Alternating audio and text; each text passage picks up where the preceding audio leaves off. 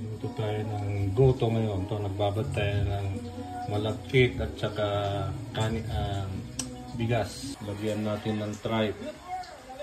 Ito, honeycomb tripe ng baka. Prito tayo ng tokwat baboy. Ayan. Ihahalo natin. Meron tayong boiled egg. Ito. Ihahalo din natin. Ito na yung goto natin. Ito. Maglagay na tayo sa, kain na tayo. Maglagay na tayo sa bowl. Kain na tayo. Gutom na. Ngayon, lalagyan natin ng tokwat baboy. Ito. Tokwat baboy. Ang egg. Natin ng spring onion. And then fried garlic.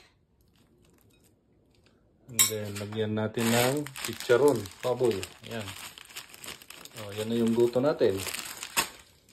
Oh, ready to serve na.